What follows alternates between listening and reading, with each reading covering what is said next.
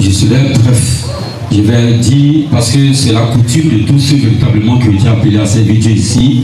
Et le constat que je fais, 99,99% de tous ceux qui ont été appelés à servir Dieu sont des personnes véritablement qui ont un passé véritablement satanique.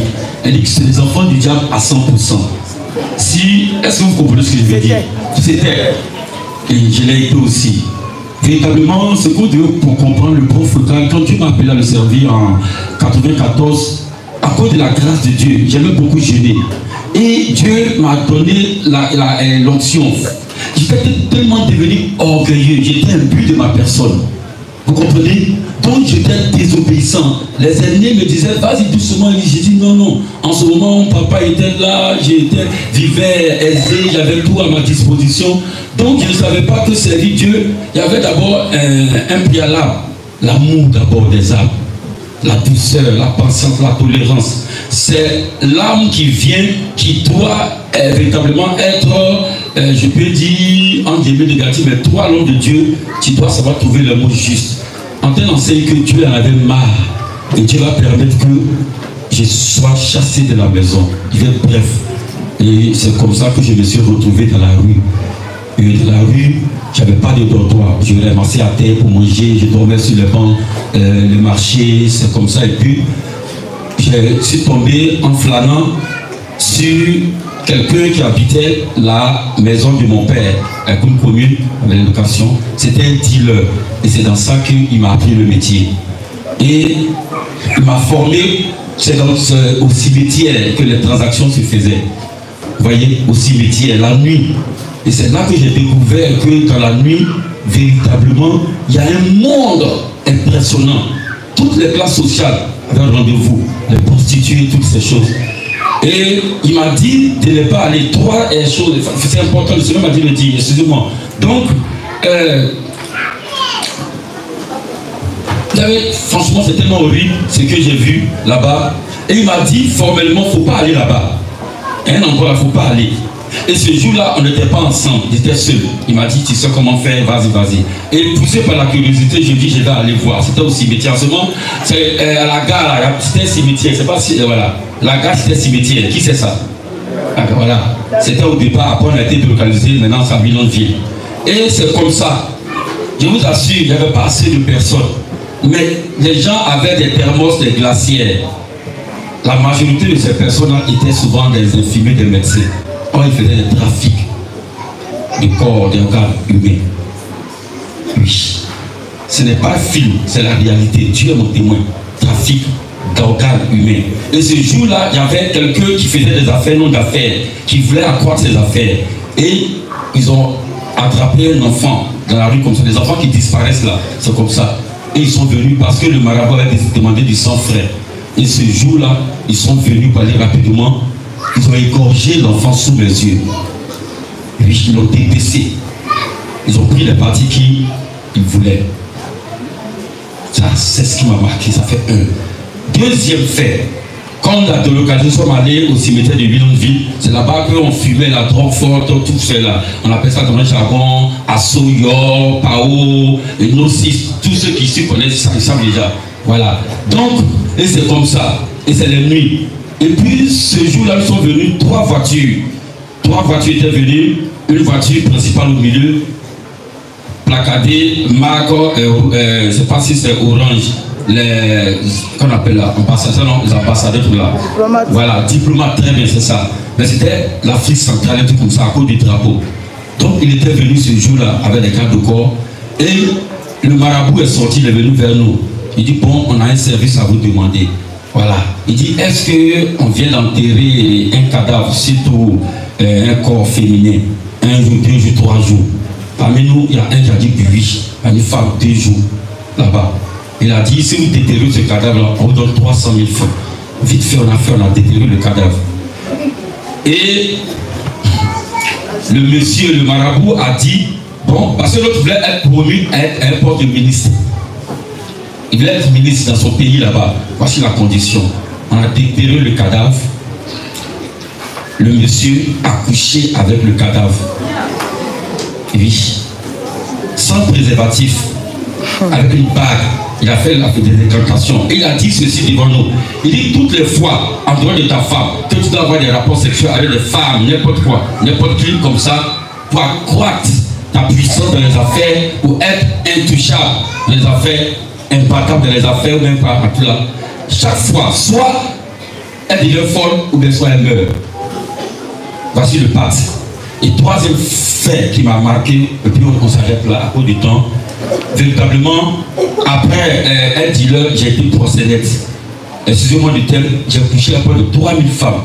Et en 7 fois, voici ça, j'ai été séropositif. Vous pouvez monter là-bas. 7 fois, j'ai eu sida. 7 fois. Mais j'ai vu l'important d'être appelé à servir Dieu. Tu peux faire malin comme tu veux. La mort s'en va. Mais je vous encourage à faire. Il faut que des faits, tu vas montrer les preuves tangibles. 7 fois. Madame était là, la 7e fois, elle était au courant. Elle m'a soutenu. On couche ensemble, elle n'est pas athée, moi je suis athée. On ne comprend pas, mystère. Donc voici les médicaments. C'est plus que la drogue. Voilà. Donc, et ce jour-là, en ce moment j'étais prosénète. Avec une fille à Pilos que j'aimais beaucoup, et c'est la plus gentille. Souvent les gens venaient, et puis on la rasait, elle vendait ses cheveux. Vous comprenez? Elle vendait ses cheveux pour avoir l'argent. Et quand elle vend, elle organisait la fête pour tout le monde. Très gentille. Souvent, elle faisait des cadeaux à ses clients. Elle dit, tu n'as pas l'argent la prochaine fois. Elle était très brisée. Ça suscitait la jalousie. Et j'ai vu que dans ce commerce-là, des femmes font des choses horribles. Elles mettent des choses là-bas pour partir, voilà, pour attirer la clé. Tout ça, j'ai vu. Hein? Voilà. Et là-bas aussi, j'ai vu des chrétiens venus se prostituer. Dieu est mon témoin. Je vous dis la vérité. Oui. À cause des mèches. Des chrétiens venus se prostituer. Des femmes mariées venues se prostituer. Je vous dis la vérité. Dieu est là et puis je parle. Et cette jeune fille-là qui était très gentille a disparu. Ce jour-là, on ne la voyait plus. Donc souvent, elles vont dans les régions, lorsqu'il y a les traits de café cacao là-bas. Donc on s'est dit que sûrement elle va revenir. Il y a longtemps, elle était, on l'a oublié. Un beau jour, des jeunes gens l'ont vue au carrefour de Makassi, Ville. Et ils l'ont déposé, et puis ils l'ont déposé devant une cour inachevée. Et puis ils l'ont mis sur une bâche noire. En ce moment, on avait quitté parce que la police nous traquait. J'étais avec une amie qui était prostituée. C'est elle qui m'hébergeait, on faisait tout. Et en face de nous, comme ça, je vous assure qu'à 20 mètres, elle était là, elle agonisait. Au même moment qu'elle agonisait, elle souffrait, les autres l'insultaient. Demain encore, tu as venu encore nous ravir nos clients. Nos clients. C'était la joie pour eux qu'elle meure. Et l'autre qui a dit, bon, on va donner à manger. Je vous assure, quand je me suis avancé, l'odeur qu'elle dégageait, une odeur nauséabonde, je ne pouvais pas. Je me suis bouché les narines. Je suis allé vers elle. Je lui ai posé la question, mais comment c'est fait que tu t'es trouvé dans cet état? Elle dit non, que bon, je partais, et puis il y a quelqu'un dans sa voiture, une Mercedes, vite été, qui m'a dit, bon, on lui donne 200 000 francs, on va aller un week-end. Et dans la voiture, il m'a proposé la boisson, il y avait glacière, canette, j'ai bu. Au moins, je suis réveillé, je suis retrouvé dans une maison clôturée. Et là-bas, je vois, il y avait des blancs, caméras, films pornographiques. Ils ont abusé de moi comme ils voulaient. Et le comble, puisque c'est mon métier, j'ai dit que c'est la punition, il n'y a pas de problème. C'était ton métier. C'était son... Non, voilà, c'est pas moi. C'était ton métier. C'était mon métier. Voilà, excusez-moi. C'était mon métier. Donc, le comble, l'homme a voulu que ce soit des chiens maintenant qui viennent coucher avec elle. Oui. Excusez-moi. Ce sont des chiens qui viennent coucher avec moi. Elle dit elle peut accepter pour les hommes, mais pour les chiens là, elle ne peut pas. Avec elle, elle dit elle ne veut pas. Donc en se débattant, les chiens l'ont mordu, l'ont bouffé. Et puisqu'ils ne pouvaient pas la conduire à l'hôpital, parce qu'ils allaient poser des questions, c'est là qu'ils sont venus la déposer. Donc regardez bien, tout ce temps-là, sans soin médical. Quand je suis allé, et j'ai dit que je vais la retourner comme ça. Elle était tout le temps couchée là, elle ne peut pas se mouvoir. La retourner pour donner à boire, je vous assure, les asticots sortaient de son dos comme ça.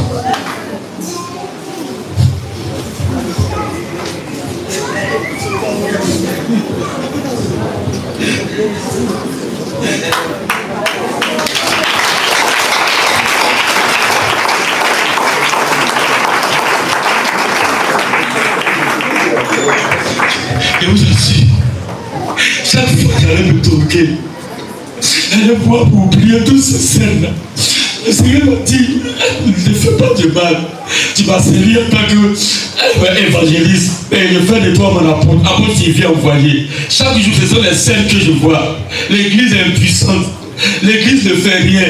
Les gens meurent. Et personne, ça ne meurt personne. J'ai permis que tu vois ça pour que tu aies l'amour, la compassion. Mais puisque j'étais orgueilleux, j'étais arrogant, j'étais fier, j'étais imbu, Dieu m'a rabaissé à tel enseigné que je dormais à même le sol avec des prostituées, des bandits de grands chemins, d'autres ont pris 20 ans. J'ai échappé à beaucoup de choses. Sur mon corps, c'est des traces de couteau. Il fallait se battre. Mais c'est quand même miraculeux. Aujourd'hui, je sais ce que c'est qu'une âme. Tout le monde m'a connu ici. Quand je suis venu ici, je dormais là-bas. Personne ne savait qui j'étais, sauf l'homme de Dieu, Pasteur Kouma, et puis l'homme de Dieu qui savait. Mais j'ai toujours refusé les places d'honneur. Même aujourd'hui, ce n'est pas prémédité. Mais je fuis. Parce que Dieu m'a fait savoir, il veut élever ses enfants, mais à cause de l'orgueil. Vous savez que le Saint-Esprit, c'est un esprit déjà élevé, supérieur. Il ne peut pas avoir Dieu mettre dans un bateau. Donc il faut que toi, tu sois rabaissé et pour que Dieu t'élève. Mais les gens ne comprennent pas ce langage. C'est là que je vais vous remercier. Merci beaucoup.